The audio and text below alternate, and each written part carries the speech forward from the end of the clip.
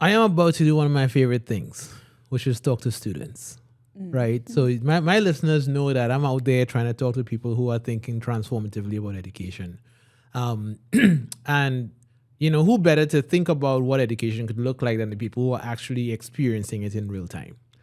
And I have in the studio here today C's Lab based at Florida International University, Anabel and April. Not going to, the way I work, I don't like to tell your story. Like, I want you to kind of introduce yourself, and by way of introduction, you're going to kind of tell me what your project is and why you chose to do it.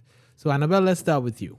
So I started with VOSIS in summer of 2023, and I ended up thinking about a lot of ideas about how to engage med students and stuff like that. What's VOSIS? VOSIS. VOSIS stands for Voices for Organizing Change in Educational Systems. Okay. And that actual grant is from NSF, and it's started in Alice. My bad. My bad. Sorry, guys. I will not let someone's name be. Yeah. My bad. My bad, Alex. Sorry, how did I miss? How did you come April in my head? I don't know. I am very proud to be joined in the studio by Anabel and Alice. They are here at Florida International University, and they've been engaging in a very, very special project with a group called VOSIS. I'll let them tell you more about it. And Anabel, Alice, well, I don't know if you know. I think you do, because I think you've listened to a couple episodes of this podcast. I want you to tell your story, because there's 60,000 students at this university, right? Two of you decided to say, hey, this is something I want to do. So, Anabel, why don't you tell us more about who you are, what VOSIS is, why you chose this approach? Of course. So I ended up starting to work at VOSIS in summer of 2023. And VOSIS stands for Voices for Organizing Change in Educational Systems. And the start of that project was actually in spring 2023. So I was the second cohort. And I ended up coming up with ideas of just how to engage pre-med students in other things that could help them become better medical students, right?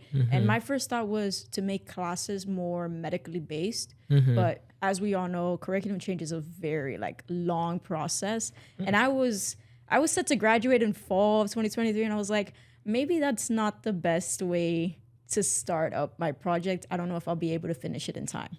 So I ended up going back and forth with my mentors, Dr. Rocio Benevento, Dr. Laird Kramer, and we went into this kind of resource that could be used for pre-med students in order to hear different stories of FIU students that are currently in their professional school. First off, it was going to start off as a hotline. Don't know how that was going to work out, because, there's a whole lot of issues with hotlines and getting calls and all this stuff. And it was just going to take too much time in that aspect. So we ended up going with some audio products. And from there, it just blossomed into having more of a podcast feel to it, having these alumni come in and talk about their experience at FIU. Or I even have another person that went to a different undergrad school, and just talking about how they were able to get through all these setbacks they might have had, how they were able to conquer the MCAT, the GER, GRE. Sorry. Is there another exam you'll have to take? I just messed up the letters. That's what I did. But just different setbacks that they had, so that students can actually see, okay, it's not just happy rainbows all the time. It's actual setbacks and disappointments. And even though they went through all of that, they're still in where they wanted to be a couple years ago. But one of the ways, and I'll bring you in a second, Alex, one of the things that I took away from the clips that I've listened to is not so much about, it's all happy and rainbows, because I think a lot of med students, pre-med students are prepared for the pain, if I could call it that. Yes. But one of the things I took away from it was the hidden curriculum, right? So all the things that you may not know as you're taking your pre-med classes or doing your hours and all of that stuff. It's all some little things that you may not have realized that you should be doing and when you should be doing it. So to the extent that your recordings are providing that hidden curriculum, I just found that really, really powerful. Am I interpreting that correctly? Yes. The most powerful thing that I could take away from the clips and the audio products that have been processed there are non-traditional pathways, right? Yeah, So right, you'll right. find that students that are in the same year, in the same med school, one of them might have just come from undergrad. The other one might have just come from working as a full-time teacher, right? And they took gap years and they did all this, but they're at the same place and they have different experiences, and that's why it makes them so special where they are now. And, you know, everyone's experience is just so different that it makes them who they are. Yeah. It makes you better. Yeah. Right? Yeah. I fully, I have more to say in that, but I want to toss it to Alice. Tell me what got you interested in this project and your own journey. Yeah, so I joined Vocis in spring of 2024, so the beginning of this year. I saw Anabel's project, and it really struck me as a more engaging and interesting project because I think although I'm in a completely different field, I'm a computer science student, I think a lot of the challenges that pre-med students face, especially when you were talking about like the hidden curriculum, I think a lot of students in tech are dealing with that now because computer science and technology in general is becoming a very oversaturated field. There's a lot of people majoring in it. A lot of people hear the money and they would just want to, everyone wants to become a software engineer. But the actual process of graduating and getting a job in tech involves a lot of hidden curriculum things, the internships, the interviews, the coding, the preparation, all of that. And I feel like there was kind of a gap that I could fill by joining Anabel's project and adjusting it towards my field and my major, because I'm also experiencing that as a computer science student, you know, trying to get internships, struggling with the material, not knowing if this is what I want to do, interviewing, all that kind of stuff. Yeah. So are there things in the interview process? Because I think the clips I listened to, and just so everybody understands, what Anabel and Alice have done is they interviewed alumni, people who have gone on to become health professionals, right, and asked them about their journey. So in telling their story, they are sort of providing information for people coming up behind them, right? So my question to you, Alice, is in having those conversations, are you gleaning things that are helpful to people on the computer science pathway, or are you also speaking to people who were on the computer science pathway and are now alum working in tech? Yeah, I've been primarily focusing on alumni. Okay. I have interviewed a couple people who are either in the process of graduating, or I just recently interviewed a girl who just finished her undergrad and she's doing her master's now. And so I am trying to talk to people who are kind of at the home stretch, or either have gotten past that home stretch of graduating and either have found a job, or they went into grad school, or they're job searching. Because I think it would be a really good resource for not even computer science, really any student in the tech and engineering field, because I've also interviewed engineering majors in cybersecurity. Anyone who's in tech, I think, could benefit, especially those like freshmen and sophomore, because I know when I was a freshman or sophomore in computer science, I felt extremely intimidated by everything that I felt like I needed to do, all of these classes I needed to take, all of this coding experience that I felt like I should have had and I didn't. And like getting internships and stuff like that. So I thought it would be a really good resource for undergrad, and I've been trying to focus like on the people who have made it past that already. Yeah. How do you feel now? Well, I'm not quite out of it yet. You know, I'm a junior. I get you, but it's rough. You know, Yeah. I'm doing it, so I feel like I can personally understand. Whenever I am interviewing someone, like the questions that I ask are not just for any general undergrad. They're also a little bit for myself. Because I think there's valuable wisdom found in that. And in most of the people that I've interviewed, I find that they have a lot of comfort and confidence to put into the undergrad population, you know, because they went through those same struggles themselves. They empathize with me a lot. And they always say, like, it's going to be all right. You're going to figure it out. Even though it feels... little thing it's going to be all right. Pretty much, And this, either of you all can take this one. Did you find similarities between what you were hearing from alumni who went into the health professional field and alumni who went into tech? And if yes, what? I would have to say that I've heard a lot of everything is going to be all right, right? And everyone has a different pathway. Those are things that are very, very similar with everyone that we interview. It's like everything is going to work out its own way, right? And then everyone has their different path to it. right? So like Alice was saying before, she has people that are going straight into the work field, and others that are going straight into grad school. And it's a lot about, this is the way that I did it. It makes me different. It helped me in this way, and all these other things that make them who they are. And that was a lot of what I got in my interviews was, I went to become a full-time teacher, right? And it made me different. I had worked in the job field. Yeah. She would say in her interview, like, I felt that I was gonna look like have imposter syndrome. Yeah. But she's like, everywhere you go, you have imposter syndrome. It just makes me different. Yeah. It makes me better some ways, right? Yeah, I mean, one of the messages I perhaps want to superimpose on everything you just said.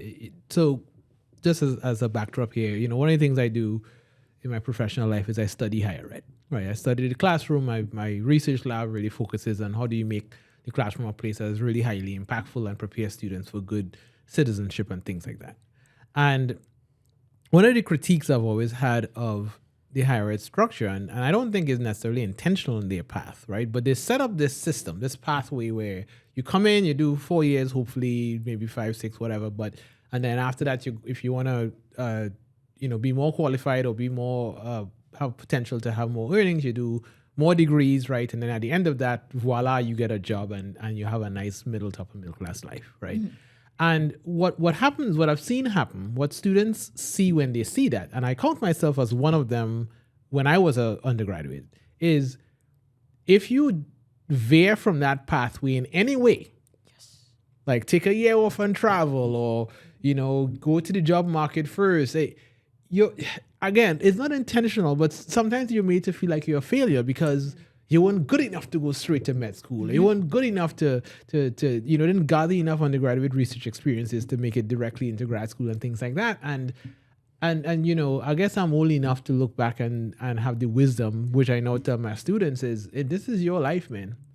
This is your life. Like, if you need time to reflect, to grow, to have a family, to discover if this is truly what you want, that is yours to get, right? And if you choose to come back to this in a place where you are more comfortable, then when that time comes, you'll do the things necessary to get you in, right? And I just wonder if that is sort of the message beneath what your alumni are telling you, especially the ones who had their non-linear roads, but they got where they wanted to go. And when they got there, they were perhaps a lot more certain about being there than if you just ran into it, headlong with your 3.8 GPA. Yes. Yeah, 100%. I'd say most of the people that I've interviewed have had kind of not linear paths. 2 of the people that I've interviewed have transferred from other universities. There was one person I interviewed who went to an extremely high-end Ivy League university, and he wasn't happy there. And he ended up transferring to FIU. After he took a gap semester, he left this high prestigious university to go to FIU. And on the outside, that can prestigious, be ladies and gentlemen, my audience, just so yeah. No, he's FIU, but this is like a top end school. And on the outside, especially to kind of that audience that you're talking about, that could be like, why would you do that? That would be looked down upon. But he was telling me how he was so happy that he did that. He was so happy that he took the time to figure out what he wanted. He took the time to figure out that other school that he went to wasn't for him, even though he got in. It wasn't a matter so much of him being worthy. It was the fact that the school didn't fit for him. And he went to FIU and he had a much better time here. And that's definitely a theme I've noticed with a lot of my interviewees. And I always ask them at the end of the interview if there's anything they would change about their path. And they all say no. They all say, I'm happy I went down this path. I'm happy that I learned the things that I did. And I do think that the pressure to graduate in 4 years is just, I think it's a little unnecessary. I do understand statistics wise and everything, but I think it puts a lot of pressure on students, especially who are usually 18, 19, 20 years old. You're still figuring out the things that you want to do in your life. In psychology, we call it emerging adulthood. Yeah. So just to piggyback off what Alice was saying, we have a lot of those themes where they take the time to figure themselves out. And a lot of the times when we're asking that ending question of there's anything you would change, I actually had an MD student. He's in his second year, very prestigious medical school, and he actually said he went straight from undergrad into med school, and he said, if there was one thing I would change is that I wouldn't rush through undergrad the way that I Yeah. did. Yeah. And it was so different because me, as one of the undergrad that wants to go straight into med school, wants to like, I want to be in now, like get me in now. Be a surgeon by 27. Exactly. It was nice to hear that because he said he wouldn't take so much time getting that 4.0 GPA. It wouldn't have changed had he like gotten a B in that one class. Yeah. So it was nice to hear that and be like, okay, so I'm doing okay, right? Yeah. I'm fine. And just to piggyback off what you were saying, a lot of the stress of I wasn't good enough to get into med school the first time or right after undergrad, that's mainly the reason why I'm doing what I'm doing now is that I wasn't able to get into med school the first time around. And I actually have that nonlinear path right now that we're talking about that. I'm in the graduate certificate program with HWCOM here at FIU. And that's a nonlinear path. There's no reason to do that. If you got into med school the first time. But I find it a big thing because I'm taking the time to actually figure out, hey, are these classes something that I want to do for the rest of the rest of my life, basically, because we get tested every so often, and just trying to figure out if med school is the right fit, and if it's not, then I found out now instead of when I was already established. You get me? Yeah, I mean, I think the question that you are asking yourself, and hopefully your interviews will prompt your listeners to ask themselves is, what is your why? What is your why? And I tell this story a lot. When I was a grad student, I TA'd a bunch of wonderful students. And it was in the bio department, so, a lot of them were pre-med. And at the time, and maybe this is just the immigrant in me, right? Like, I was like, why is it you have a bio major and like 99% of the students want to go to med school, right? You can do so many things with bio, but why does medicine win, like, hands down? It's not even close. Yeah.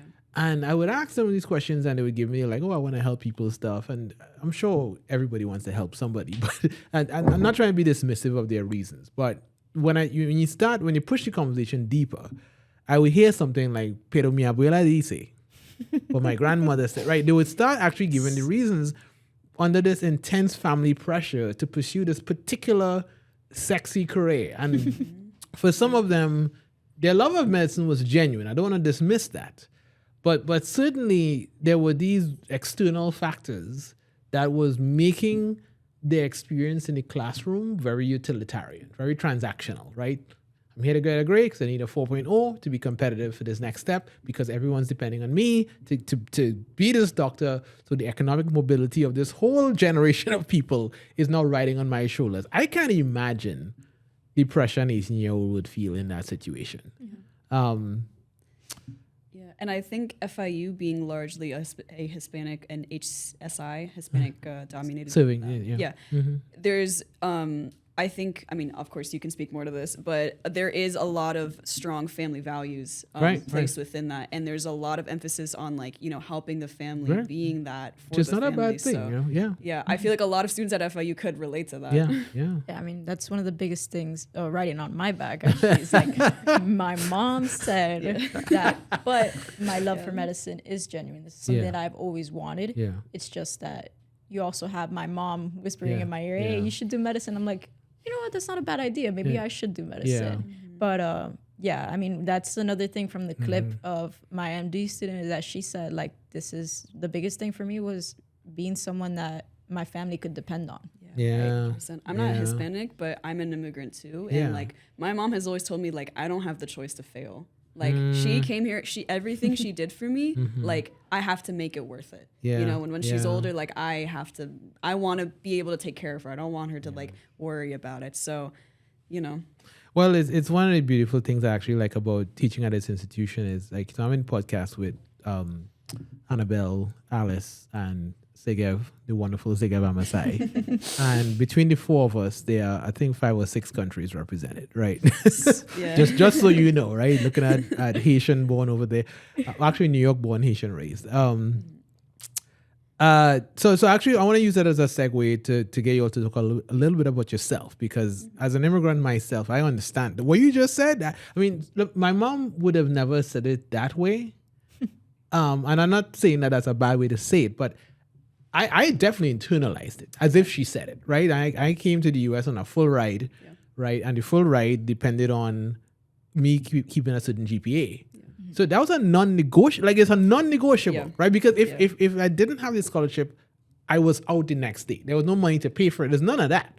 So it's you don't even flirt with that line, Yeah. right? You just Yeah, like you every can't. class is Yeah. it's a whole different mentality. Oh, well, I think I'll just take the C. Like no. There's no taking anything. It's you pedal to the metal every day, and Yeah. it's interesting how that mindset.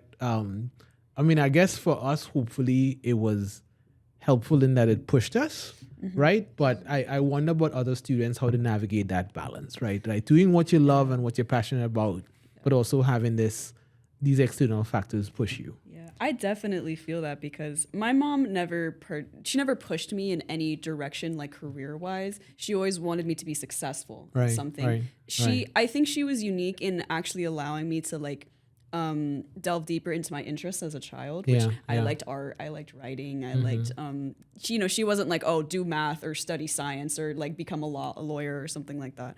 But there was always kind of that underlying mentality of like, I came here, she was a single mother, she worked like how many jobs, she supported me and my brother. I the reason why I'm in Miami is because we won a green card giveaway. Okay. To be in Miami. It was that specific? Like Yeah. you're going to Yes, get this we green won a card, green card only giveaway. if you go to this address in Hialeah. Yeah. It's kind of crazy. So the fact that I'm here is kind of crazy. Wow. And she was saying, I did all of this. Like you can't fail. Like you That's can't awesome. fail. That I know. That is pretty I know. I think about that all the time. Like if we didn't win, Right, like, I'd be in right, Bulgaria, right. or something. So because of that, she's always said like, I did all of this because I knew my children would succeed. Yeah. And that's a lot of confidence. And that's like, it's obviously coming from a place of love of her, but it's also a lot of pressure on me because it's like, I have to succeed. Yeah. There is no other option. And whenever, like, at any point in time where I thought I might have failed, it feels so much like more intense because it's not just like a failure on my part. It's like I'm failing my mom. I'm failing like what she's done. Like for example, when I graduated high school originally, I got into a lot of different schools in Florida, and one of the schools I wanted to go to was UF, which I had gotten into. But I didn't have the money at the time to go to UF, so I decided to go to FIU for 2 years and then transfer to UF. Oh, really? Yeah. But I ended up not transferring. I ended up not doing that, even though I really wanted to. And it honestly just came down to a choice of money and if I wanted to go into debt and this and that. But I, for a long time, felt like I kind of failed because I thought, UF is the better school. Yeah. I can get better job opportunities going there. I know more people there. I can make more social networks there. And staying at FIU was kind of like I couldn't do it. I couldn't get there. And for a long time that it bothered me, you know, and I felt like I kind of failed her, even though she would tell me over and over again, like, it's fine. It doesn't matter. It doesn't matter. And I think I've come to a place now where I understand that like the actual name of the school doesn't matter as much as you think it does. It really depends on what you do with it. And I have one of my best friends goes to UF and she was studying computer engineering. So we were pretty similar fields.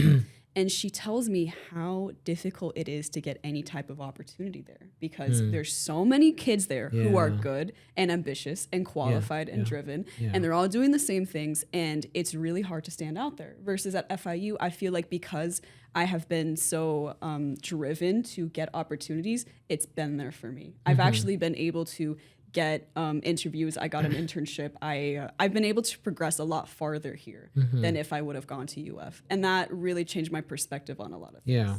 So I wonder how many students kind of understand that point about the name doesn't matter as much as you think it is. Anabel? Yes, no, definitely. Yeah, to top off, like what she was saying is I had the similar experience. I wanted to go to FSU. I did Oh, you're all trying to run away from Miami. not man. get in. And when I didn't get in, that hurt me, right? That emotionally, I felt rejected, right? I felt like I wasn't good enough to go to FSU. And then looking back now, it's like, had I gone to FSU, first off, I don't think I'd be so emotionally attached to my family to the way I am right now, right? So maybe it was a reason. Like my abuela always says, todo pasa porque pasa, right? Porque Dios lo quería. Everything happens for a reason. Yeah, literally, and that God really. I'm gonna pat wanted myself that. on the back for translating that Yes, without help. very I'm just good. saying. Let's pause Yes. for that moment. Good, Yes. carry on. So maybe had I gone to FSU, stuff would have happened down here that I wouldn't have been able to be Yeah. a part of, and Yeah. my family would have, maybe we've gotten through like a lot of things together, and I Yeah. wouldn't have been able to be there for that, right? And so, looking back, it's like, maybe I'm here for a reason. And now, off of what Alice said, sorry, I'm totally off. Off of what Alice said, it's looking back, FSU has this big pool of so many driven students that there's so many things that they want to do that I've actually done so much more at FIU than some of my other friends that went to different schools. Yeah. Higher, air quotations, higher prestigious schools Right. like UM and FSU. But I've done more at FIU just because it's smaller, it's public, it's just more tight knit in my opinion, because once you find your niche of people, there's so many opportunities that arise. You know what I think it is in part, just my view, and both of you all alluded to it in different ways. The culture that dominates this institution and this city is one that thrives in the field what we call familial capital, right? So there's strong value in being near family, staying connected to family, and so if you are a student and if you are of that mindset, right, you might thrive more as an individual if you're able to tap into that, right? If you're able to go home and be near family periodically or every day or every weekend, whatever it is, versus other cultures, no shade, right? But other cultures where the expectation is you go far away and you become an independent person. And it's not that you're not going to become an independent person. It's just, again, you just place different values and different amount of interactions. And so I think you have that sort of, it's important. Let me get back to your podcast clips for a second. And I want to ask you, okay, in a perfect world, like when all is said and done, you have all these recordings, you have all this great hidden curriculum type information, what would you say is the most effective way that can be used when it's done? What do you envision? Where do you envision it being placed so that it can have the most impact? So in terms of end goals, I really want this to be something that could be used in every institution, right? That would be the biggest thing. Not only FIU, but pre-med students everywhere, pre-PhD students everywhere, even other pre-professional schools like dental and PA and everything like that. Just for every pre-health student to feel, okay, this is a resource that I could look back at, that I could listen to, that I could see, right? Video, audio products like that will help me figure out, okay, oh, this is what she did. Maybe I should look into that in that institute. Or, let me see if she alluded to, using Kaplan books that didn't really work out for her. Like, what other product did she use, right? Looking back at those students that were able to overcome all these setbacks and make them feel, okay, I have the discipline, I have the motivation, I have the drive to do it. I'm just like them. I'll be able to succeed. And that's the biggest thing. And obviously, I would want to make it so much bigger in not only Hispanics, but also in other cultures, because we all have different things. Yeah, right. And that's one of the things that I got from a lot of interviewing FIU was Hispanic, right? It was first gen. A lot of familial ties, like we were alluding to. Is like my mom wanted me to spend the entire weekend with her. I couldn't do that because I had a test, and that's not something that you find in other cultures. Yeah. And I want to make sure that I touch every little base so that every student feels, okay, this person is me. I feel connected to them. I feel that I could relate. And that helps them to just get them out of a rut. For whatever reason you're in a rut, you put on the podcast, you're like, oh, okay, that makes me that makes me feel better, right? And that's the biggest thing that I want to do, because during those hard times, you just find yourself very alone. Well, what I like about the way you all have approached your interviews is you approach it from a place of learning. Like, you are asking the questions, like I'm trying to understand versus like you're trying to dictate where this conversation should go. And I think that approach is what allows people to be very free and open with what they're telling you. Alice? Yeah. Well, Vocis is only at FIU right now. Right now. I think right they're now. trying right to bring it to other universities. But yeah, I mean, I'm personally someone who loves podcasts. I listen to podcasts all the time, even like unrelated to school, just like about like relationships or life. Or There's like one that. called Knowledge Unbound. There is one. I'm just saying, pretty good. if you're into really good. I podcasts, don't that's know. really up there in It this is. It's like top 10. So when I found Anabel's idea for like a podcast, I thought that would be so awesome. And I think that's something that I could really like put my heart into. So for me, I think the thing that the middle ground between me and Anabel of like our fields is that I feel both of our fields are very daunting, very intimidating fields to get into that require a lot of work and kind of insider information, right? So my vision would be that like, for example, let's say someone decides to go into computer science because everyone is doing it and they need money and they feel pressure from their family or something like that, but they don't really know where they want to go. They don't know if they like coding. They can listen to this podcast and like feel like they're being heard and feel like they're being seen and represented through the people that who are being interviewed, and also hopefully a little bit through me, because I feel like I'm someone who understands like the struggle of being in this field, because also like I'm not someone who is like extremely passionate about the field that I study. I chose it for other reasons. And I think representing that is important because a lot of students are kind of forced to choose fields that will provide the money, will provide the security rather than fields that they're passionate in. And that's a whole other discussion. Yeah, I mean, that's a whole other episode, man. You we had to bring you back. Want to unpack that. Yeah. But yeah, ideally, I would want my listener to feel represented through both the interviewee and through myself. Well, as a professor and somebody who really is in fact passionate about teaching students, being with students, helping them thrive, I really am excited about what you all are doing. And of course, my lab and this podcast studio will support you in any way that's needed. Thanks for joining me.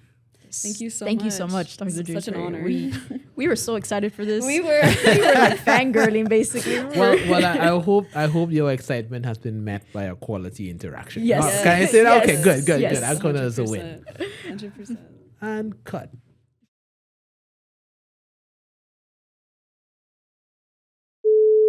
This is a very special episode because I get to talk to people, well, just as a background, right? You know that the conversations that I'm trying to have through this podcast are with people who are thinking about how education can be different, more effective, more inclusive, more impactful. And who better to have this conversation with than people who are in the process of experiencing that and seeing its potential, experiencing its goodness, but seeing its potential. So I'm very pleased to be joined in the studio, in the C's lab, by Anabel and April. Damn it! What, did I say April again? Yes. Why is that in my head? Okay, I'm just gonna do that part again. Okay. Okay. All right. I'm not cutting anything this time. Yeah, you are cut. You on the production reel. All right. Regroup.